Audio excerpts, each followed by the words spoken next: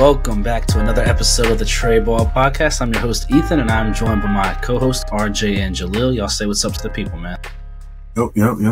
What's good? What's good with y'all? How are y'all doing today? I'm good. Just waiting to drop on. Yeah, I'm feeling all right. I was real sick this past week. I ain't gonna lie, y'all. I thought this one John had burnt me. I ain't gonna lie. I thought she had gave me some shit. Oh wow. I was feeling crazy. You want to elaborate or? No, not even on my Jimmy, bro. Oh. I thought he said, "Oh, nah." I thought she gave me mono, bro. Cause, bro, I'm looking up. This is the middle of the night, so you know I was stressing. And it gets like 3 a.m., bro. I'm looking at my phone, like I'm looking at my symptoms. It's like you either got strep throat, the flu, or mono. And I'm like, all right, nigga, I had strep throat before. Let me look at my shit. So I took a picture of my throat. Pause. That's OD. I took a picture of my throat. It didn't look like strep throat. So I'm like, damn. All right. So the flu or mono. And you can't just see either of those. So I was like, all right, I got to wait it out. I think I had the flu, though. You must have been doing something. Relax, bro. Relax, bro. No, I was sick too, man. I was sick last pod we did, and I was still feeling it all last week. But I went to the doctor eventually. Got me on some medicine, and I'm feeling good now. Good. Anyways, but before we get into the episode, I want y'all to go ahead and like the video for us. Subscribe if you're new. Turn on notifications as well so you don't miss an upload. We upload every Monday at 12 p.m. Eastern time, and then of course go over to our socials: Instagram, TikTok, at the Trey Ball Podcast. We post clips and stuff over there. You don't want to miss out on those, so go ahead and do that for us. Without further ado, we can go ahead and get into the episode. Starting off with a little bit of breaking news. This news kind of just dropped. Two different things just dropped right before we were about to start the podcast. First, we can talk about the Jimmy Butler and Najee Marshall scuffle that happened the other day. But before we talk about that, and then the suspensions for that just dropped. So Jimmy Butler and Najee Marshall got suspended 1 game, and Jose Alvarado and Thomas Bryant each suspended for 3 games. So my main question for y'all is: do y'all think this might, do the thing that for the Heat and light a fire under them, if you will? Because you know how Jimmy Butler is, and y'all know how the Heat like to get hot around this time. Oh, I know. Yeah. I'm aware. I don't think so. I don't think so. Nah, I mean, it's 1 game. Obviously I know that can have even just scuffling, get into a fight with another team, that can get you going, but I don't know. I couldn't see this one. I couldn't see it happening. I don't know. Jimmy Butler said in his post game interview, that time's about to happen. That time's coming. It's about that time. That time is bullshit, bro. It's not. And I'm gonna tell you what the real problem is. Who are the NPCs on this year's team that you've never seen? They don't have any. You gotta wait till the playoffs. They don't have any. I'm telling you, this year there's no people on the team. They got niggas like Jaime Jaquez. I know who Hayward Highsmith is now. They got a respectable starting lineup. I know the players on their team now. You gotta they're about to get bounced, bro. You gotta wait. I guess we gotta wait, but we'll see. Yeah, they also can't get healthy still, but they are 8-2 in their last 10. Did that say anything to you, RJ? I mean, it could be shaping up to where we get they're the 8th seed right now. Please don't say it. We could be shaping up to a Boston-Miami first round series. I ain't gonna lie, bro. I'll say it right now. If we get them in the first round, sweet, bro. We're beating the shit out the niggas, bro. But it's just gonna be annoying to watch because them motherfuckers don't have no quit, bro. Like they don't understand how to stop. They're not like one of those trash teams that's like, oh fuck, we're ass. They're one of them ass teams that's like, oh damn, we can still win. It's like, bro, you lost. Now it's shaping up. They're gonna be that first round matchup for y'all because we know y'all gonna keep the first seed. But hope so. But we can go ahead and move on to other breaking news that's a little bit more significant. Trae Young out with a torn ligament in his shoulder, I want to say. He's going to be reevaluated in 4 weeks. So, reevaluated doesn't necessarily mean he's coming back in 4 weeks.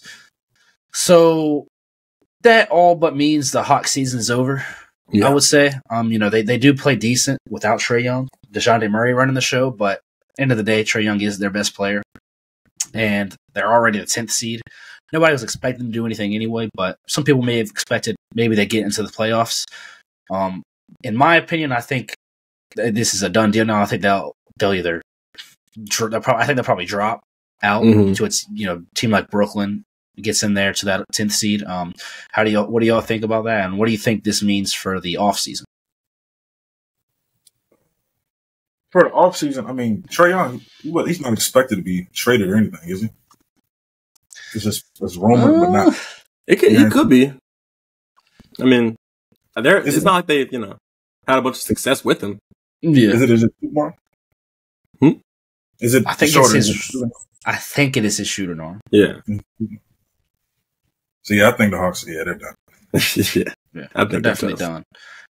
My biggest thing with this this information is I think this gives DeJounte Murray more of a chance. It gives him at least a month of a chance to really show, hey, this is what I can be being your lead guard. Because I think it's without a doubt he's getting traded this offseason. I think they definitely have they're in for a shuffle of the decks.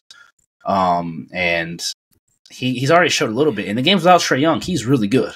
He's already shown that. Now, if he can do that for a whole month and a half, because reevaluating 4 weeks really means, he'll be coming back more like 6 weeks, I would say, probably, especially for something like that in your shooting arm. So I think if DeJounte Murray can keep, that level of play up without Trae Young for a month, even if they're not winning, I think it's going to make teams want to buy even more in the offseason. So I think, without a doubt, DeJounte Murray is getting moved this offseason. Yeah. I could see this being an opportunity for some of their other guys to step up a little bit. Just like a Jalen Johnson, step up a little bit. Saddiq Bey, who has a nice game, when he's healthy. Player. Yeah, when he's healthy, he's a really good player. So guys like that step up a little bit. And yeah, obviously, like you said, DeJounte Murray could really cement himself as one of the top trade pieces this offseason. I mean, he obviously will be already, but I think that this could be good for his next stop, wherever that is. Yeah. Yep. Moving on, we have a couple other things around the association. One other major thing before we get into the bulk of the episode, and RG's going to appreciate this one. Victor Wembanyama dropped the first 5x5 game since 2019, and he's the first player with back-to-back 5-block, 5-steal games since, guess who? Don't say. It's got to be Will. Not Will. Jordan. Michael Jordan. Really? This the first player with back-to-back 5-block, 5-steal games since Michael Jordan. Well, RJ, you go ahead. How do you feel about this? Ethan, it's so poetic, right? Because before the All-Star break, this might have been the All-Star break video we recorded. But you were kind of on your like Wemby, like you were on like a Wemby hate parade. I was not. And you kind of were like almost in your Wemby hate bag, and it just never made sense to me. I never got it. I wasn't in a Wemby hate bag. I was in the sense of if you're a 15th seed, you shouldn't be an All-Star. Well, all I'm saying is right now, if he keeps this up, then he should be all NBA. And B missing the whole second half of the season. And if he's been over his last 3 games, he's averaging 27, 5 blocks, and like 3 assists or something like that. That's all NBA. You can't not be all NBA doing that. If he does that shit for 27, or how many games are after the break? Like 20, what, 20? They have like 20. They have like 30 more games. Yeah. If he does this shit for 30 games, he'll be all NBA. And he should be. I know that hurts for you to see. He should be all NBA as a 15th seed. Ethan, we don't have to do this again. Yes, we do. This is full circle. Do this again. Bro. Okay. How can he not be? That's an insane stat line. The team is just so bad. The team is bad. Yeah. And you even said all NBA, you should matter winning a little bit more than All-Star. I'm just saying. You said that. But what we can't do is allow someone that's worse than him to just make all NBA. So you're saying a guy like Sabonis shouldn't make it over him? What are Sabonis' stats looking like right now? So when we have to imagine, still in the season, 20 and 10. Okay, 3 assists, and of course you got to mention the blocks with him. He's averaging 3 blocks a game. Let me see. A lot. He's averaging a lot. So like 3.5 blocks a game. 3.5 blocks a game? Oh my god! All right, so with that being said, right? So let's look at the All NBA team. If we had to 3.3. 3.3 blocks. So Jokic is gonna make first team, right? Joel Embiid won't make it.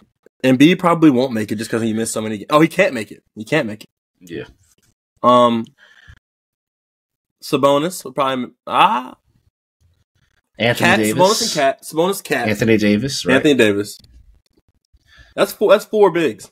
We still got 2 more spots, right? For bigs.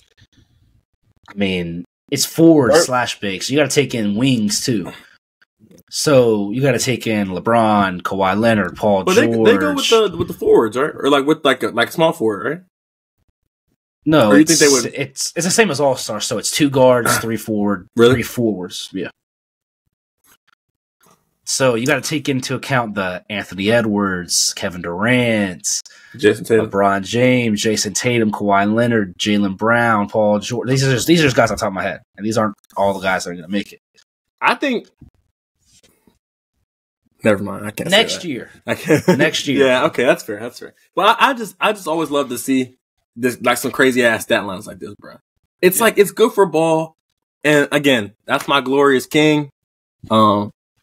If I wasn't, bro, no, don't make those faces. Don't do that. If I wasn't a Celtics fan, I'd be a Wemby fan. Year 1 though? Yes. Year 1. King after 1? Yes. Y'all are seeing the shit he's doing, bro. He's special. Now, let me ask you this, Jalil. I'm not going to ask RJ this because he's going to say yes. If now with these stats, obviously, not talking about All NBA, he should not be All NBA, obviously. Maybe next year. He's a very good player, obviously, but even with the team being one of the worst, and I feel like this would be a no. Even the team being one of the worst teams in the league, should he be considered for DPOY? What are they ranked defensively? Well, that's a good question. That is a good question. The 28-30, no. Their problem has to be putting up points, though, because if you look at the roster, it can't 24th defensive rating. So they're not, I mean, he is the defense, essentially. Yeah. He is the defense. But I mean, 3.5 blocks is like, just off numbers, it's hard to say no. Right. Yeah. Or maybe, okay, how about this? Should he be considered for all defensive team? Oh, yeah, for sure. Yeah. Do y'all think he'll make an all defensive team? Yes. No doubt. He'll make one? There's 2 of them, right? Yeah. If he's not the defensive player of the year, I think he definitely is first team on defense. Yeah.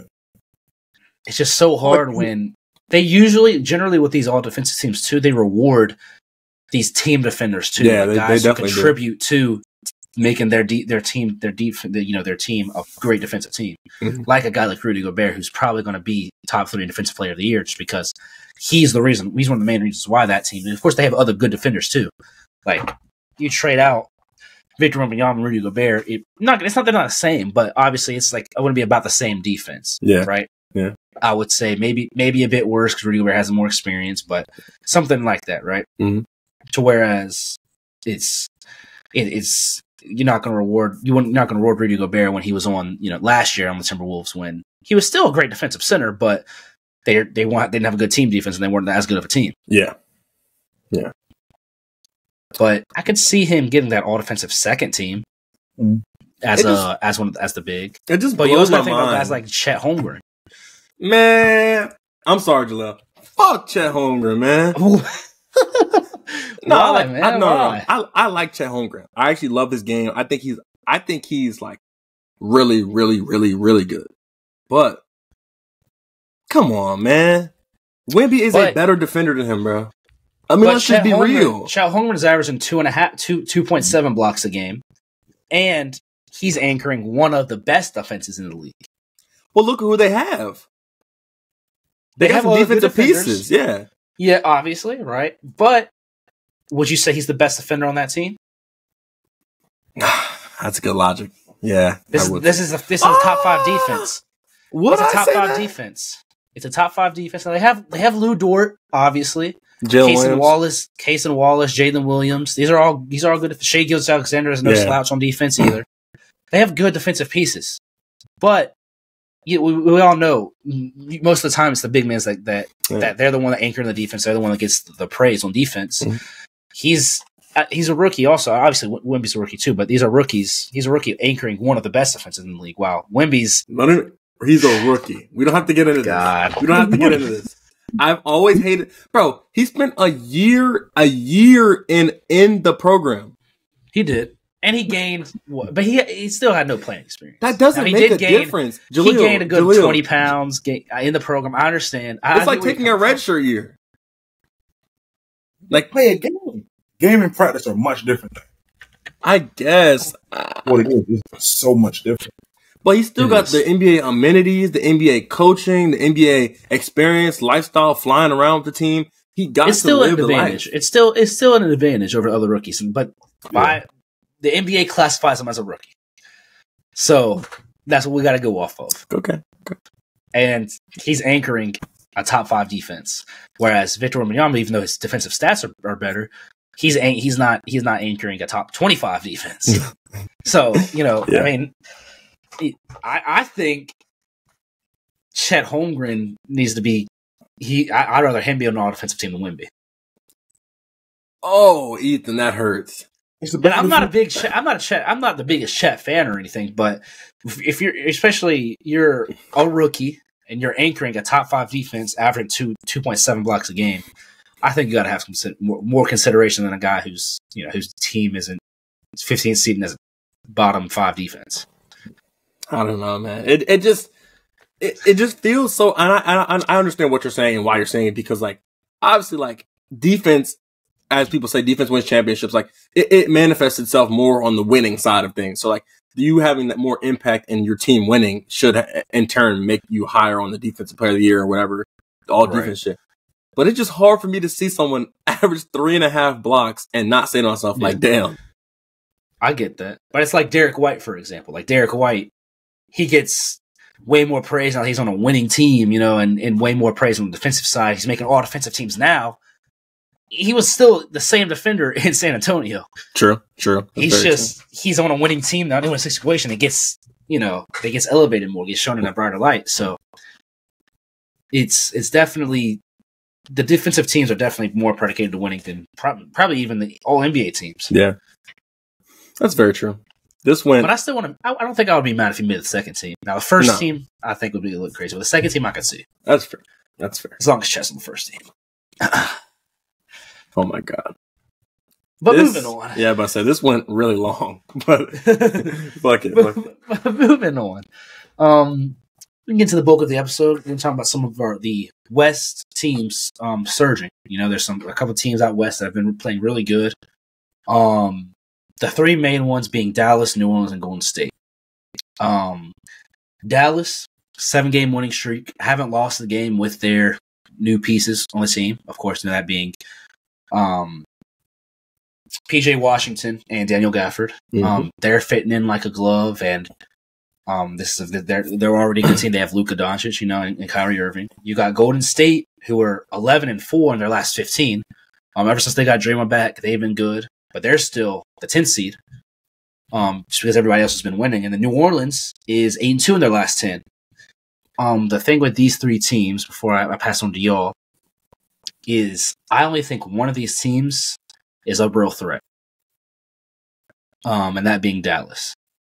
But I'm gonna pass it to y'all first. Let y'all talk about how y'all feel about these teams, how y'all think they can fare in the playoffs and things like that. But in my opinion, I think Dallas is the only team that is a real threat. It's hard for me to say New Orleans isn't a threat. I feel like I almost feel like I should say that because they don't have a bunch of experience. They haven't really shown much in the playoffs. They did play a good series against Phoenix a couple years ago. What was that? 3 years ago? 2 years ago? 3 years ago? Yep. Remember that. They were the 8th seed. But it's still just like, I feel like they should be able to make some noise in the playoffs. BI is, a vet at this point. Zion is just, a vet. This is what, year 5 for him? Yeah. Yeah. So year 5 for Zion. It's not they're not a young team. They're not. They're not. CJ McCollum, Jonas Valanciunas. Yeah, they're not a young team. They have guys that have. CJ McCollum's been to a conference finals. Yep. Jonas Valanciunas has been to a conference finals. If not, he's made some runs. Let's say that. Jonas Valanciunas. I don't know if he made some runs with the Raptors. Yeah. He made some runs with the Raptors. And then like we said, like they got some other guys that have been. They're not young, so they should be able to win some games. Obviously, Dallas. You know, as long as you have Kyrie and Luka, you have a fighting chance. I mean, I saw something the other day that said Kyrie isn't Robin. It's like they said Kyrie's Batman and Luka's Superman. So like you got two. If Kyrie could get his head on straight, you got two number one players really. And so when you have that, it almost feels like you always have a shot. So Dallas, like you said, will always be a shot. And then PJ Washington's been playing good ball. And I guess with the Warriors, it's a little tough for me to say they don't have a shot. Just because I've personally seen them fuck my team over. So as long as you have Steph Curry, you have a bit of a shot. But again, like down the stretch, like can they stay healthy? Can Draymond make sure he doesn't have like a fucking meltdown or something? Can Klay Thompson stop taking shots like he's prime KD? Like, can he take normal people shots? What? For what? Oh, I was just doing the Klay Thompson. No, well, like, can Klay Thompson act normal? Like, and then like obviously, like, can the guys like Podziemski, like, can he play good in the playoffs and stuff like that? Can you keep getting good minutes out of Lester Quinones and when you get to the playoffs? Like, that's a lot of stuff we don't know about the Warriors. The one constant is the small light skinned nigga fucking the other team over. So yeah. as long as they keep doing that, they should be all right. To be honest. I mean, I think just continue with Warriors. Right now, they're what, 10th? 10th. Yeah. 10th. So, I mean, I think RJ covered most of it, but I mean, they're 3-0 since Claire's moved to the bench.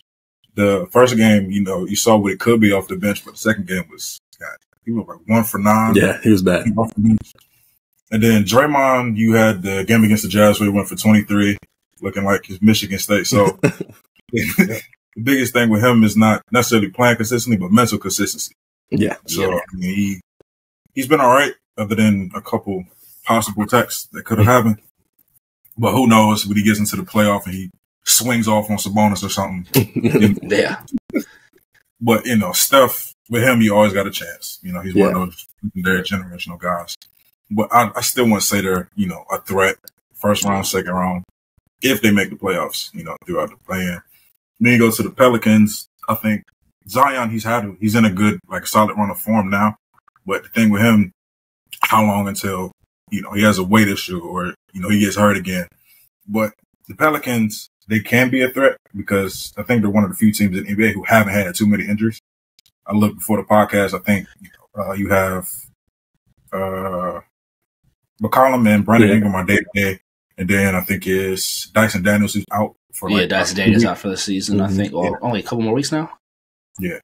And then, of course, I thought he was out for the season because he had that big injury, but I think he's reevaluated in 2 weeks. Yeah, he missed a lot of the season now, but yeah.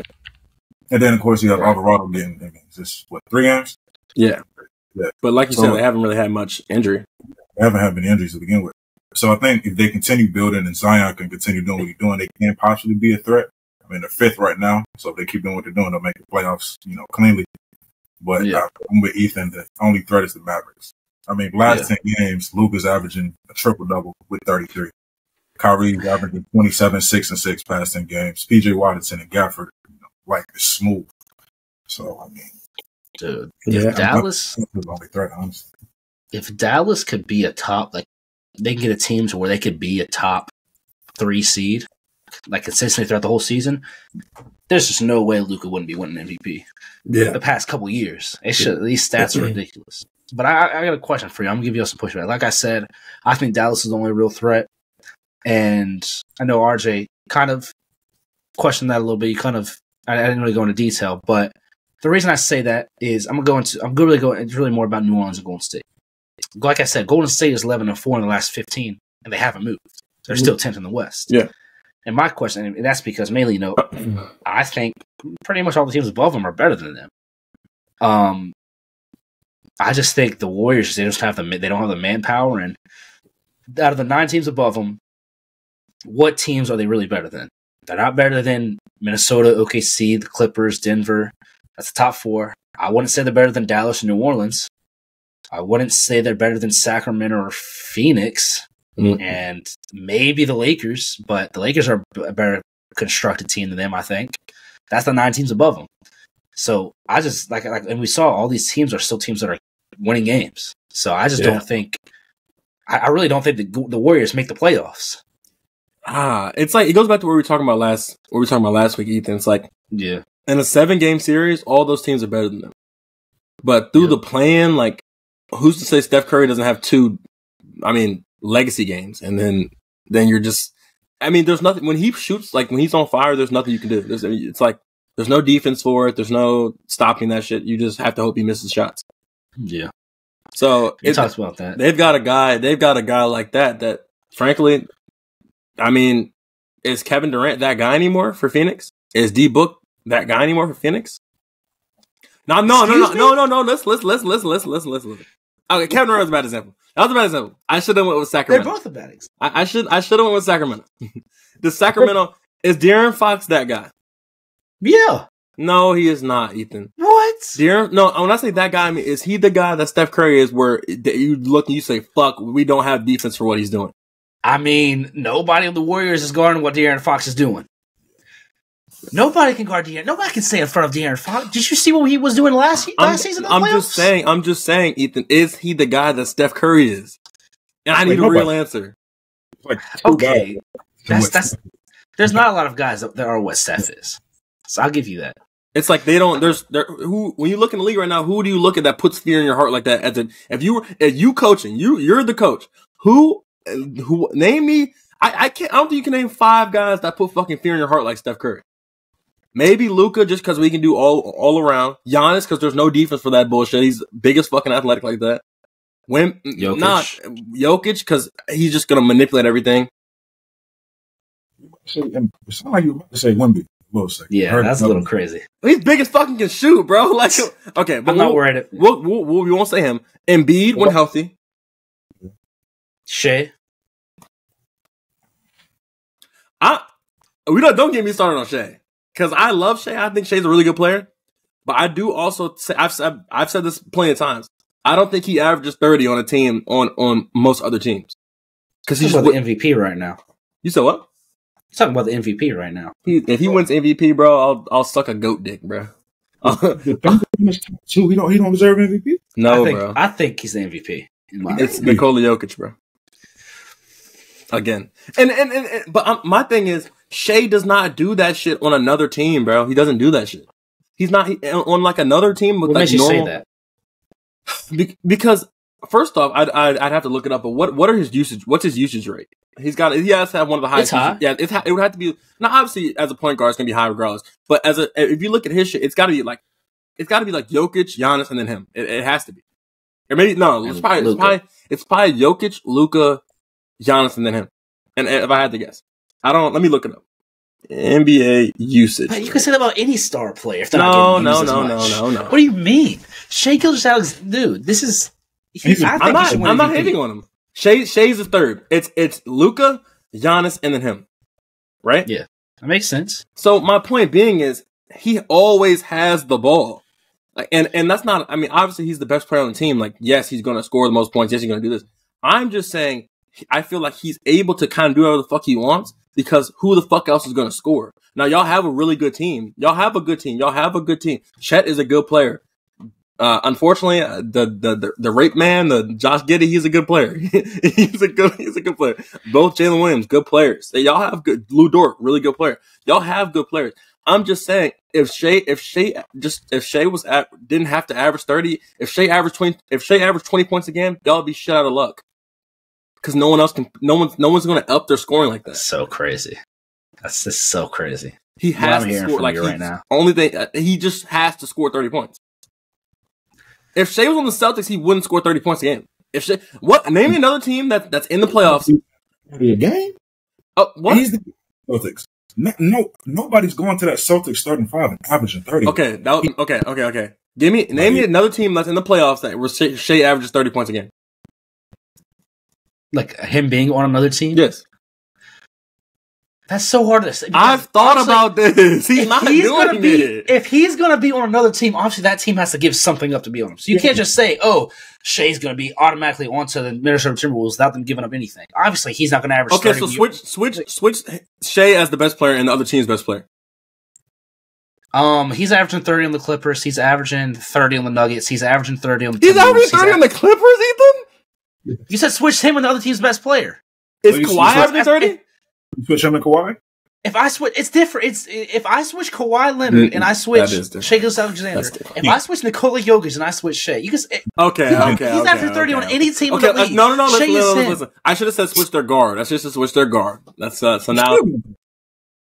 He's still averaging 30. Shea would come into the Clippers right now and be the best player. And average 30 points a game, though, Ethan? He might not necessarily have to, but I'm just saying. That's like, exactly what I'm saying. Is on the Thunder, this motherfucker has to score 30 points a game. He doesn't. But okay, it's the same thing with Luka. It's the same thing. What do you mean? No, but also though, bro, Luka doesn't have to do that shit, bro. Luka does not have to do that shit because he has fucking Kyrie. Luka has to do that. You take out Luka. Yes, he does. Just Kyrie. It's the same. I'm not saying take all 30 points away from them. I was they're gonna get hurt by that. I'm just saying, nigga, if Shea averages 20 points a game, the Thunder are shit out of luck. They're fucked. No, the Thunder have another All-Star on their team. Yeah. Jalen Williams is averaging, 20 a game? Jalen Williams is going to be an All-Star next season, too.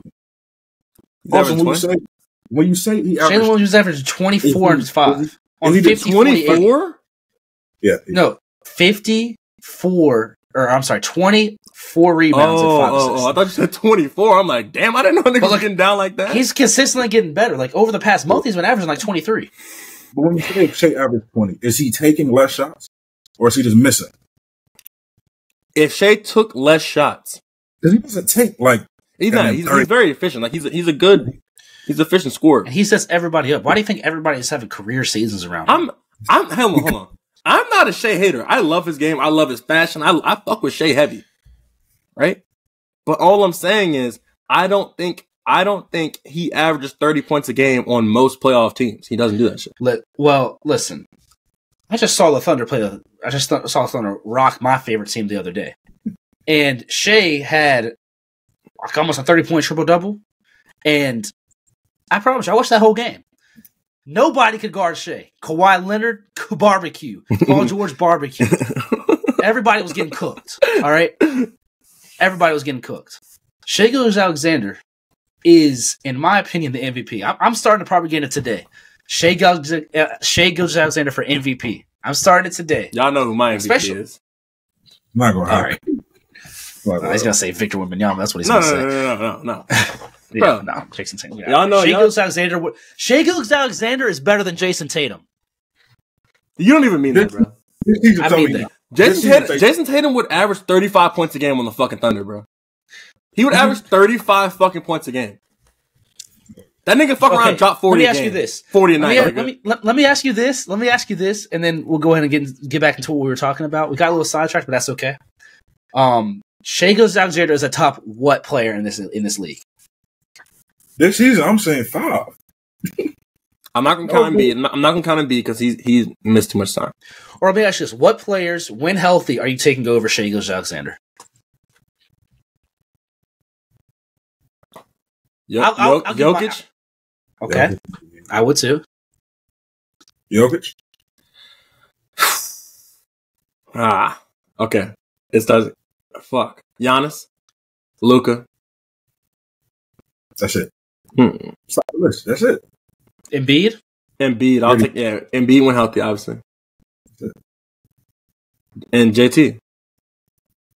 So you're saying he's number 6 in the league? You're taking Shai over Steph? This season, yes. Yeah, this season. Yeah. So this season, healthy Anthony Davis. Anthony Davis was really good at basketball too. But give me Shai still. But Anthony Davis is really good. Healthy this season, you're only taking Giannis, Jokic, Embiid. Well, Embiid when he was healthy. Yeah. Giannis, Jokic, Embiid, Luka, JT. That's the 5. I feel like I'm missing people, but maybe not though. You're not. I'm not. And me personally, I'm taking him over JT. You don't even fucking mean that though, Ethan. Ethan. Jason Tatum's made the Eastern Conference Finals all but like 1 year of his career. This motherfucker's been the best player on the best team in the NBA for like 4 years straight. But also look at the roster. I love Jason Tatum, but you also how look at can the you rosters say that? You also got to look at the rosters built around him. If Shai Gilgeous-Alexander had 3 other All-Stars on his team, I mean, come on. Yeah, but it would be. I think it would look a lot like how the Thunder look right now. It wouldn't look like. I don't think it would look any different than. I don't think. Still top 3 in the top 3. I'm gonna tell you this: Shai Gilgeous-Alexander is the second best point guard in the league, behind Luka. All right. If I was starting a franchise right now, wanting to build for the future, hold on. Whatever you're gonna say, bro. Just understand that we're 35 minutes in, and this could be a long conversation. So I know. I know. Okay. What I'm saying is, if I were to start a franchise right now, there's not many guys that I would take over Shai. Who would you take over Shai? Okay. Who would you take over Shai? You just said we're 35 minutes in. Who would you take over Shai? We got time. I don't have anything to do. If I'm starting a franchise right now, and I want to build there's for 3 people you should say over him, bro, and that's all I'm gonna say, bro. If I want to build for the now and the future, I'm probably taking Luka over him. Say it. Don't even think. I know. You just say what you're thinking. Probably still Jokic and Giannis. Okay, those are good. Those are good answers. That's about it. That's it. If I'm building for the now and the future, bro.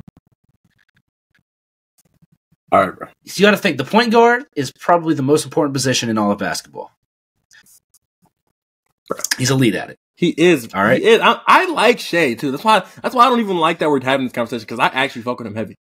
And like I said, that's all I'm gonna say about him before we get back into other stuff. But I believe Shai's that guy. I think he should win MVP. And I don't even really know. I forgot how he even got onto this topic. But I'm just upset. The Thunder are legit, and I think the Thunder, they have a real championship chance. No, the fuck they not, bro. Sorry, they're not. No. So I hate to burst your bubble, bro. I hate to be that guy. I'll make it quick. In the final scenario, Thunder versus Celtics. We're beating the shit out of y'all. We sweep y'all. We sweep y'all. Yeah. How much is Shai averaging a game? He's averaging 30. Here's least. No, the fuck he's not. He probably average a smooth 25. He probably average a smooth 25. I'm not gonna say like we're gonna hold him to 18 or no crazy ass shit like that. If Kawhi Leonard and PG won't keep him to hold on Shai Gilgeous. Well, first off, no, because I'm gonna tell you what the problem. I'm gonna tell you what it is. Playoff basketball is different. Kawhi, that too, but Kawhi and PG have too much offensive responsibility for the Clippers already. The Celtics, we can go without Jrue Holiday and Derek White scoring, and we can still beat the shit out of y'all. They can't go without them two scoring. If Jrue Holiday and Derek White score 5 points each, we can still beat the fuck out of y'all. Because we still got Porzingis, JB, and Jason Tatum. To be fair, I don't know if anybody is averaging 30 in a playoff series against the Celtics. Unless it's just like Jokic. Yeah, or Jokic or Embiid. That's it. Or maybe Giannis, probably Giannis too. We still got Porzingis and Al Horford, who, when he's healthy, is obviously still like a decent big man. Yeah. So I think we sweep the fuck out of y'all. I don't think it would be a good series at all. I don't think it would be a sweep, but I mean, I'm not really taking I'm not taking we'll talk about the Celtics a little bit later, but I'm not taking anybody in a series of the Celtics. That's how good they are. But yeah, like we were talking about Dallas before we started talking about them. Dallas is the only team I believe that's primed for a deep playoff push. And I'm gonna go ahead and predict too. I think Dallas is gonna upset whoever they play in the first round. I think they could be a team that gets to the conference finals as well. Mm-hmm. But as of right now, they're the 6th seed. That hurts because they be playing. Let me ask you this, Ethan. This is back off topic. Fuck. All right. Go ahead. Dallas, OKC, first round. Ooh, OKC. I agree. But I don't think Dallas. We have to take into account though that OKC has no experience. Yes, but that's the biggest thing with them, right? That's the biggest thing with OKC. But the problem is At one point, do we put the experience and the age aside and say this is just a really good basketball team? They are. I'm agreeing with you. I think OKC wins that series, but it's still like I think it's a 7-game series because also like they don't have any experience. Like it's tough because they don't. But it's weird because like at what point do we not we put that aside and we say they have all the tools. If we don't look at the age or experience, which I know that's tough not to, if we just turn a blind eye to the age and the experience, this is a team that has all the tools for everything to be a championship team. They have a superstar. They have like a second. A lot of people say they don't have a secondary star, but I think Jalen Williams is a secondary star. They have all the complementary. They have an anchor. They have a defensive anchor. They have shooting. They have a lot of shooting. One of the best shooting teams in the league. They're like a top 3-point shooting team in the league. They have depth. They have Gordon Hayward now who's still working his way up. They have Cason Wallace off the bench. They got guys like Josh Giddey and all these guys that come off the bench and do well. Isaiah Joe plays a good role. Yeah. And in my opinion, they have the coach of the year on their team too. I think Mark Nathanael is the coach of the year. That's fair. They have it all. They're very well coached. Very, very well coached. Yeah. And I mean, this is a team that they have every piece. And it's just they don't have that experience yet. Yeah. I mean, I can't disagree with that. I mean, that's fair. Obviously, I feel like, obviously the experience matters, but like you said, like they do have a lot of pieces. So, yeah. And I'll ask you all this too. With teams like, we talked about the 3 main teams we talked about before we talked about the Thunder. We talked about Dallas, New Orleans, and Golden State. Mm-hmm. Dallas, I said, I think they can make a push. And I said New Orleans and Golden State, I don't believe they can. Mm-hmm. Golden State, I told y'all because I think the teams above them are just better. New Orleans, though, is a case that they're the 5th seed right now. They're a good basketball team. But my thing with them is they don't beat good teams. And I think their issue is they don't have a superstar. That's fair. I don't know how y'all feel about that. They have 3 all-star caliber players if you count CJ McCollum. But they don't really have that main guy, really, because Brandon Ingram and Zion Williamson, they just aren't that. Yeah. They weren't even really considered for All-Star game. No. Yeah. And, you could somewhat say that about, like, the Kings, but the Kings, I feel like, their 2 main guys are both a step above the Pelicans' 2 main guys, Yeah. So how do y'all feel about that? And then, in sense that they don't have a superstar, they don't have that one go-to guy. I mean, I think Zion was supposed to be when he was drafted. He was, yeah. He just comes down the court. I feel like, it is weird to think about. I feel like BI can definitely be that guy. I just think he needs to more consistently show it. But I mean, I think it can almost be like BI can be their finisher. Like obviously Zion can get you there, but he doesn't have a jumper, and that's tough down the stretch. So Yeah. Right. So ultimately, y'all on the same boat as me in the sense of y'all don't think the Warriors or the Pelicans are real threats. Not. The Pelicans could maybe win a series, but not win. I mean, Right. And y'all agree with y'all think Dallas could y'all think if y'all are buy or sell this Dallas conference finals. Yeah. You buying that or selling that? It depends who they draw. Because we both just decided that, or we all just decided that they can't beat the Thunder in the series. Can they beat the Clippers? It's so tough. It's like if I'm a betting man, I think I'm betting on the Thunder and I'm betting on the Clippers. But I could really see them. I could see the Mavericks beating both of them. Yeah, I agree. I could see the Mavericks beating Denver, honestly, and that's tough. If I'm a betting man, I put my money on Denver. Yeah. I could see them beating Minnesota if they were to drop and have to play them in the first round. Because now the Mavericks have a lot of pieces that you need to win a championship. Yeah. The Mavericks, I feel like the Mavericks had this team, the team they have now going into the season, and they had some injury stuff this season too. Mm-hmm. I think we'd be looking at. I think they'd be a top 4 seed right now. That's fair. But we can go ahead and move on to a team out east. RJ's going to love this. Boston. And the question is Boston by far the heavy favorites to win the championship? Yeah. Think so? Yeah. What makes you say that? I mean, you look at it. They're, 8 games ahead? And second is Cleveland.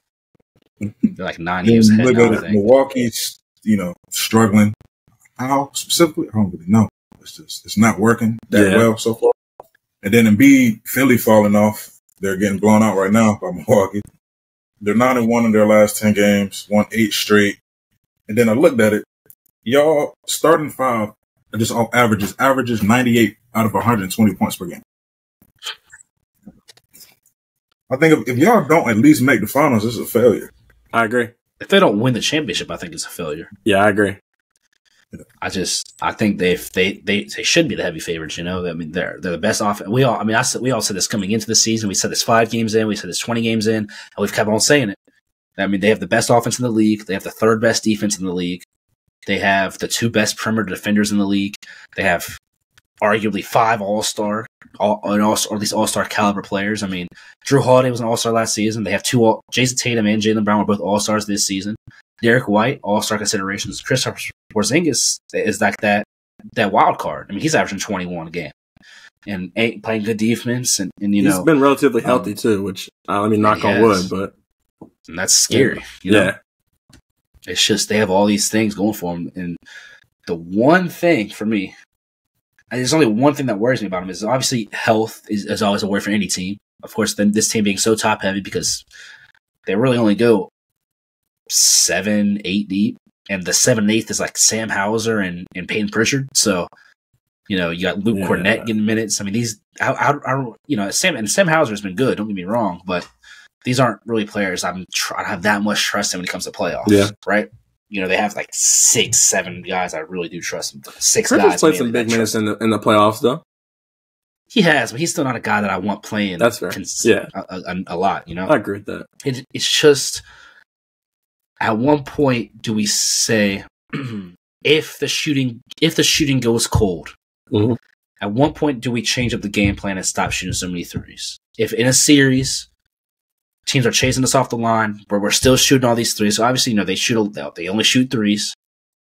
At what point does that come back to bite them? I've been thinking that too. And I don't know. It really just, it's a timing thing. Like, it's like, at what point do you say, all right, the threes aren't falling? At what point do you say, all right, we got to keep shooting them because the analytics says they're going to start falling? And it's scary because you can shoot yourself out of a game. Oh, yeah. And that's on any level. Y'all know I coach basketball. I've seen it. Yeah. I've seen it firsthand. And I've seen, obviously you see both sides of it. Mm-hmm. And the Celtics see one side of it a lot more than the other side of the season, but their games that they have lost, it has been them shooting themselves out of the games, and going cold, and that, I mean, that can happen. We saw it happen in a big game 7 with Houston, they shot, they lived and died by the 3, and they died by the 3 that night, and it can happen, when you're a team that's shooting threes, even in the high school level, when a couple years back when I was the head coach, my first year head coach in the AAU team, I've always been a guy that preaches, we can take. I want to take a lot of threes, right? I want to get to the rim. I want to take a lot of threes, and I've seen my teams on fire from 3 and hitting everything. We beat teams by 20, and that same team will end up losing by 20 because not a 3 is falling. Yeah, and that's just how it is. And obviously, these are NBA players, so it's a bit different. But the same. I mean, we've seen it happen, right? Mm-hmm. And if you're playing a really good team like a Milwaukee, if they get back on track, or even a Cleveland, for example, how good they've been playing. And these are really good teams, and they're going to be in every single game. And you have a couple games in that series where you're going cold. That can be something that bites you, And that's the one thing that I worry about, because I really do feel like it's so risky. And I'm all for how Joe Mazzulla sticks to it. He doesn't care what's happening, and that takes a lot of guts, Yeah, because things could come from that, but it's scary, man. Only thing I don't like about Mazzulla is he's so. And I can't even say I don't like this, but he's so. I'd say I'm not gonna say he's not a player's coach, because I think everyone likes and respects him, and I think they like how open he is as far as like his having an open forum of being able to speak and talk freely. But one thing I don't necessarily like, if I was a player, I would kind of hate, like, why are we not changing our strategy sometimes? Like, I feel like at certain times we get in games and it's kind of like, all right, we're just going to keep shooting, which in theory, like with the numbers and analytics, like that is the right thing to do. You want to just shoot the ball. Like you want to like that's the right thing to do. Yeah. But oftentimes, like momentum wise, it feels like, all right, we need to change our plan so we can go win a basketball game instead of just saying, all right, well, we got to keep shooting because the numbers say we're going to, And so like in a 7 game, and if we get to a game 7, obviously I haven't seen this with Joe Mazzulla yet, as far as like game 7, tight game, right? Like, cause we had a game 7 last year against Philly, but it wasn't, I think we beat them pretty handedly. Game 7 Philly and game 7 Miami.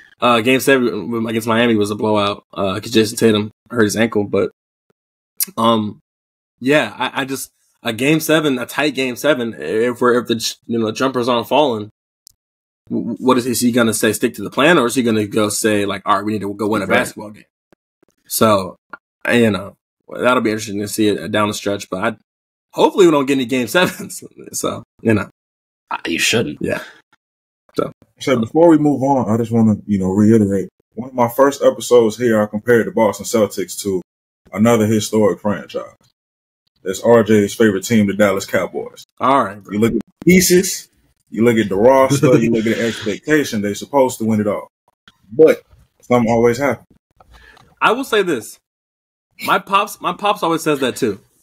And I was thinking about it the other day. I'm like, damn, is he right? No. Look at the history. I would say we're more like the 49ers, bro. Because we got good teams, we have a good regular season, we win in the playoffs, we make the finals, and then we just can't get it done. That's a good comparison. Because the Cowboys get to the playoffs and act like they're a different team and act like they forgot how to play football. That's the problem. The Celtics don't ever do that. We will get to the playoffs and play well, and we might lose in a playoff series, but we never get to the playoffs and like get swept and no shit. The Cowboys would be the equivalent of like getting to the playoffs and getting like 4-0 swept in the first round, and which we don't do that. Yeah. So, but they're like that as far as the expectation goes. Yeah, as far as like we're expected to win. Yeah. Let me ask y'all this before we move on. If, assuming Boston does win the championship, okay, what does that mean for, Jason Tatum and Jaylen Brown? Like, how do y'all look at them now? You go ahead, Jaylen. Jaylen Brown the same? Not gonna lie to you, I look at Jaylen Brown the same. Maybe Jason Tatum then. How do you look at Jason Tatum? I mean, I think it helps Tatum's case to be the next face of the league. For sure. Because you look at the other guys people talk about, Luka, and he's rising up and now. They don't have a ring. They haven't been to the final.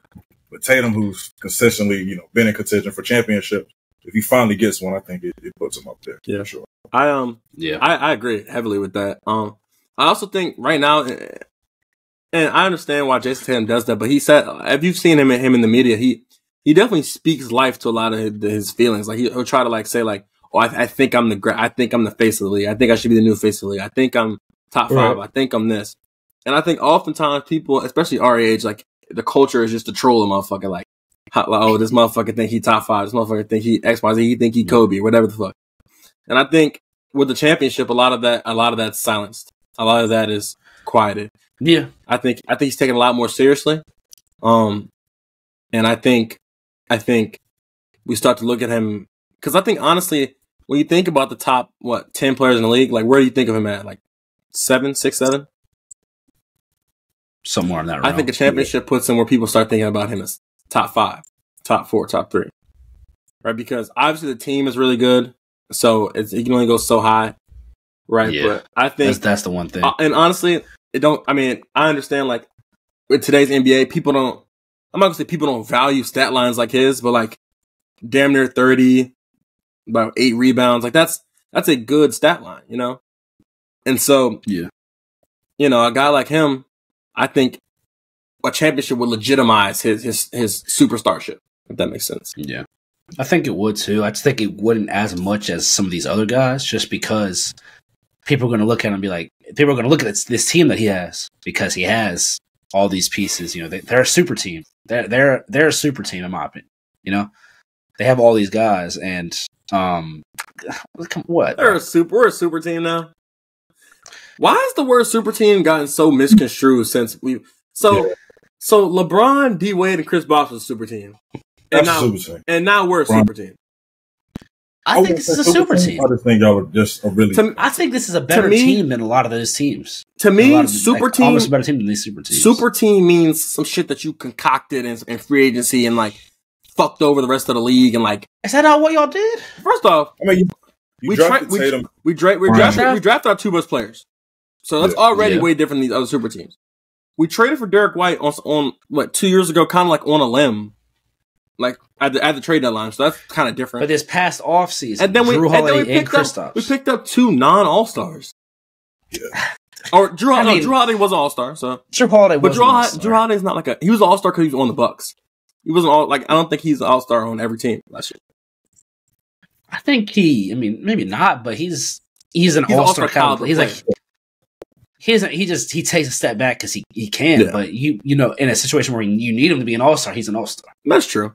Maybe it's not on a super team, but this is a very, very well. Maybe a really good team. When I say super team, I don't mean you got 3 all-star / superstar caliber players on the same team, but like they have 5 all-star caliber players. You know what I mean? So I mean that's not a lot of teams have had that.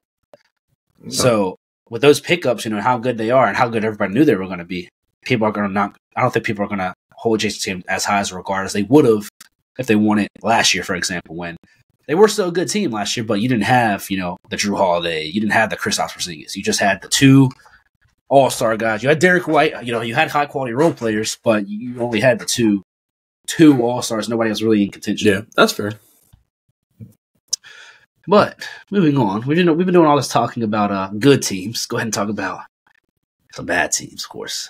It's not the Trey Well podcast without some negativity. So, worst teams. We just want to talk about, some worst teams, how some of the worst teams in the NBA today compared to some of the other worst teams in history. So I'll let y'all start this off. All right. You got it. I mean, just by stating who I think is the worst team in the NBA, I think it's the Wizards. Just because how bad the plan went. They were expected to, like, you get Jordan Poole. It's kind of like my team, Chelsea, but like you get Jordan Poole and you have Kuzma, you're thinking, okay, we're rebuilding, but we have these 2 kind of cornerstones. But they have that cornerstone is underneath the earth, like it's bad. And so, I mean, they haven't won in 10 games. They're all 10. Oh my God, bro, they're so bad. Yeah.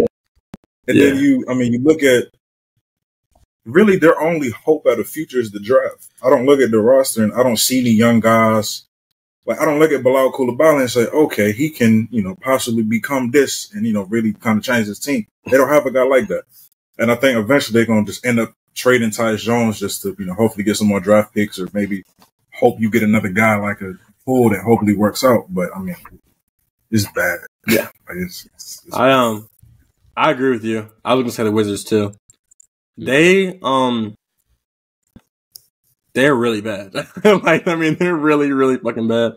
And the thing, I saw a video the other day. I might have sent it to y'all, I might not have, but it was like it was like a chart, and it was like most draft picks was on the top left, least draft picks, and then like the bottom, the X axis, the X axis was like wins, and the Wizards had the least wins and the least draft picks.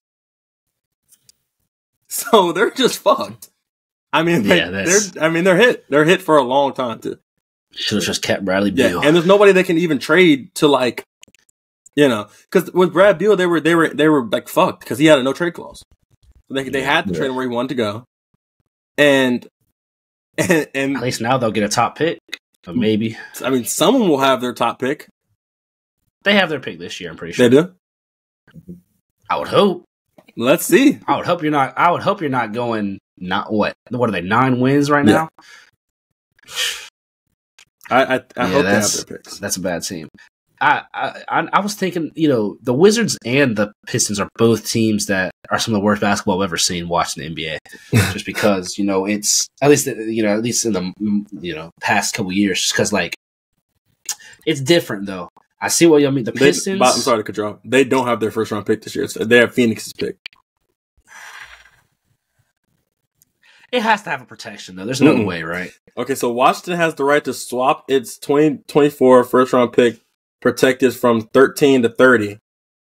So, yeah, I don't know. So I need someone to explain this shit to me. But more or less, I think it's protected to where they can't get their shit unless it's outside the lottery. Well, that's a little crazy. If that's the case. But no, like, both these teams are just, both these teams also traded some of their best players at a trade deadline. Like, Washington traded away Daniel Gafford. Got a first round pick out of it or whatever, but traded away Daniel Gafford, who was one of their best players. And we see how much of a quality player he is. And then, of course, Detroit. I guess I'll talk about Detroit. So you are mentioning Washington. Detroit gave away pretty much their best player this year, Bojan Bogdanovic. And they gave away Alec Burks, two best shooters and stuff. And they got some stuff back or whatever, but the Pistons, they're one of the worst teams I've ever seen too. If they didn't have Evan Fournier now and Fontecchio, it would be the worst team I've ever seen because they have no shooting still. Right, like Quentin Grimes hasn't really done much. Has he played yet? I don't know if he's played.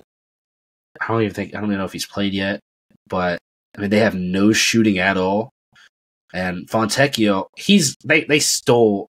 Props to them for stealing him from the Jazz. He's averaging like 15 a game for them, and he'll shoot the ball, and he's shooting like 38% from three. And same with Evan Fournier in the couple games that he's played. But this team is bad. But and I noticed a difference between them and then like the Wizards, because I wanted to say the Wizards too, but since y'all brought them up, I went ahead and went with the Pistons. But the Pistons at least try to play good basketball and have a decent coach, right? They try a sort of brand of basketball. They just don't have the personnel. They just don't have shooting. That's the main thing. They don't have the personnel to play. How like the Mavs play with Luka. You know what I'm saying? But man, the Wizards just go out there and they just throw five guys out there and just say go put the ball in the net. That's all they say, right? They have no rhyme or reason. They just have Jordan Poole, who's been the worst player in the NBA this season, going out there chucking up shots. The worst offensive rating in the league.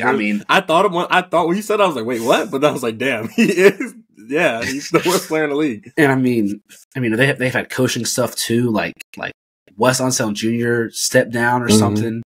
And then has also, let's look side of the record. We've had a lot of coaches just get fired recently after the All-Star. Like Jacques Vaughn got fired, Wes Unseld Jr. stepped down, but I guess that's why these teams don't go with first-time head coaches. But that's besides the point. The Pistons they're bad, and the Wizards they just go throw five guys out there expecting them to play. But I don't think either of these teams are the worst team of all time. I got a team for y'all, and I'm going modern era. Okay. 2015, 2016 76ers. No, they were really bad. All right. They were really bad. Now that's a team. They went 10-72. All right. Now, who was the best player on this team? If y'all had to guess. Evan Turner? No. He was on the Celtics at that time. Yep. Don't say. All right. Give me their two best players. So Embiid was hurt, not playing, right? Embiid wasn't drafted yet. He wasn't? I think he was drafted the year after that. Or he was. Yeah, either way, he was hurt. Well, he wasn't playing. Yeah. So they had to have, what was that? They had Spencer Hawes on their team. Let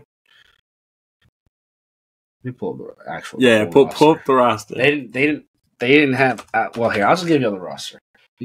Their best two players were Ish Smith and Nerlens Noel. Oh, all right. Yeah. All right. So they had 9 guys who played more than 50 games. All right. They had a lot of players go through their team that season. They had 9 guys play more than 50 games. What the fuck? And their best shooter was Hollis Thompson.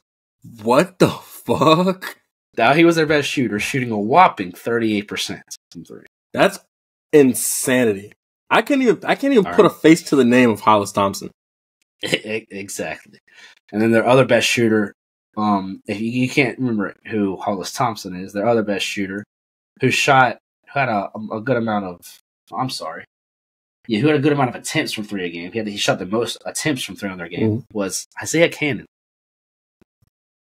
Was their best shooter. Yeah. Ugh. Yeah. And it's a team who they had T.J. McConnell, Nick Stauskas, young rookie Jeremy Grant, or not rookie, but very young Jeremy Grant, who was shooting a whopping 23% from three. Ugh. You had Robert Covington putting up 7 threes a game, shooting 35%. He was ahead of his time, 7 threes a game in 2015. Yeah. You had, and then you had Jahlil Okafor. I'm sorry, it was Jahlil Okafor that was their best player with Ish Smith, not Nerlens Noel. Yeah, because Jahlil Okafor was pretty all right. Yeah, he was all right. You had Jahlil Okafor and Nerlens Noel, their center core.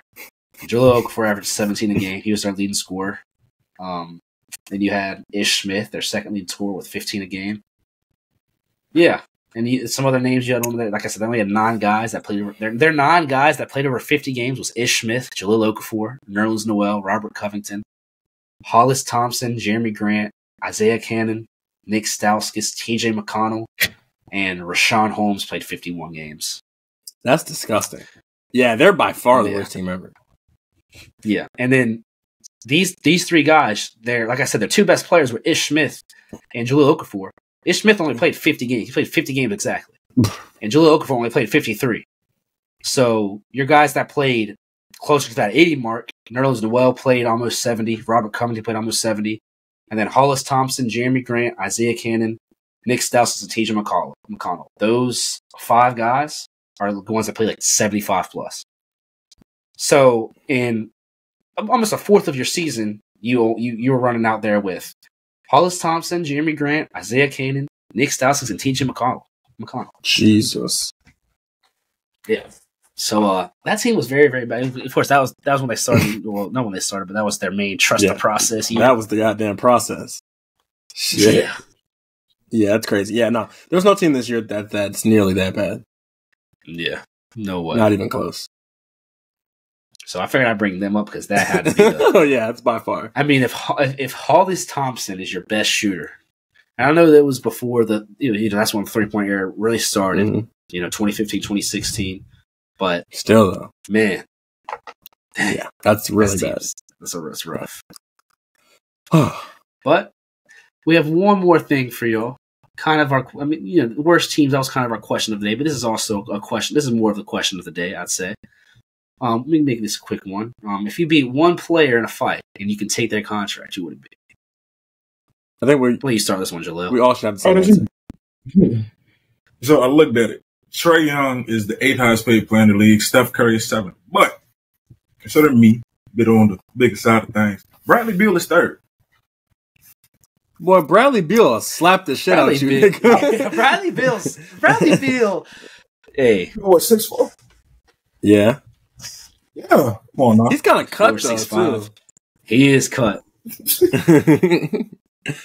Oh, yeah, that's cool. Let me Bradley Beal is 3rd. I don't know. Steph will fuck around and slap the shit out your ass, too. It's like Bradley Beal is 6'4", 210. That's a big nigga, Jahlil. Got 40 pounds on. No. Think about you're thinking about him as like a skinny nigga. He's not skinny. It has to be Trae Young, bro. It has to be Trae Young, 6 foot, 160. Trae Young. Trae Young is like my height, and like I had that nigga by damn near 100 pounds, bro. Yeah, like I would beat the shit out of him. I think it has to be Trae Young. Is it like a boxing scenario, or is it just like we run up on the streets? So I was thinking about that too. So let's put it like this. That nigga's literally got the check for his contract in his hands. He's walking down the street. You gotta like beat the shit out of that nigga for the shit. You said Bradley Beal still? No. You don't know I'm coming either? No. Like he knows you're coming. Like he's protecting the shit, bro. Oh, little nut shot, throw a nail gun down. I think Trae Young has to be that's the most logical. So who were the ones that were top, like the highest contracts? Because I mean, those. I mean, highest is Jaylen Brown. I'm like 6'7". I got to reach on that. You know, Giannis is up there too. Hell no. Oh my god. Got Giannis to rip your ass in half, boy. Yeah. What's Jalen Brunson's contract? He's not top 10, I don't think. No, so then never mind. Yeah.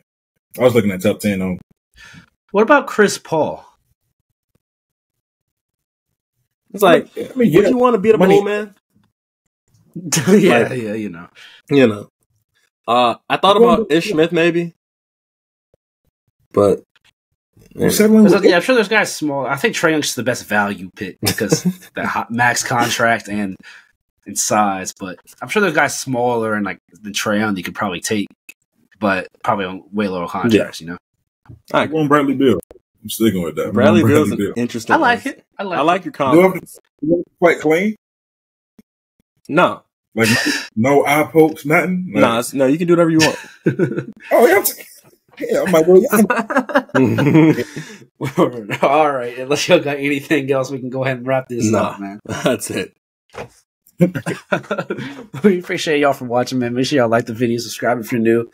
Go to comment down below. What NBA player would you fight? You know, maybe we have a 7-footer watching this. Let's say they're taking Giannis. Shout out to women's sport. All SEC women's gymnastics teams are ranked in the top 25. That's it. Bro, I ain't gonna lie, bro. You have to go get help. Gotta stop. You have to go get help. And you know what, bro? It's because you know how I know? Because you have to be following some sort of SEC gymnastics women's page to see shit like that, bro. You can follow SEC Network. That's it. Nigga, you don't like gymnastics. What the fuck is the gymnastics positions? What's the gymnastics positions? When the Olympics come around, I watch track, gymnastics, and soccer. That's it. That's all I watch when the Olympics come around. Nigga, is the SEC Gymnastic Championship the fucking Olympics? You're sick. No, I watch gymnastics, right? All the SEC gymnastics teams are ranked. There's not that many. That's why. So you mean to tell me you be in the crib, like, you're just cooling, and you be like, damn, I got that gymnastics meet. That gymnastics meet I got to turn on. Yeah. Why? You're horny. It's a win. I can't find nothing to watch. I done already finished all my Hulu lists. It's right down ESPN. Gymnastics tournament. It's there. Watch it in the background while I do homework. Ain't nothing wrong with that. Okay, I got one question for you, bro. I need you to be honest with me, bro. I need you to be honest with me, bro. What percentage of you watching is just you looking at their asses, bro? Bro, I asked for a percentage. It's not Megan Thee Stallion. The camera ain't just focused on the ass. But it's there, though. You know. I mean, yeah. They're all just. What's the percentage, Jaleel? Percentage numbers. We got it. 4, 5. Why are you fucking lying, nigga? He meant 40 or 50. That's what he meant, bro. I'm saying like actual gymnasts. Yeah. Gymnasts ain't. They compact. They ain't stacked up. I know. You don't got gymnasts walking. You don't got gymnasts walking around with no 38 double D 48-inch ass. No. It's not really. All right. Yeah, we gotta wrap this shit up. This nigga needs help, though. I appreciate y'all for watching. Make sure y'all like this video, subscribe if you're new. Give us a percentage of what for Jaleel. Give us a percentage of what y'all think Jaleel is looking at, and we'll catch y'all next time, man. Peace.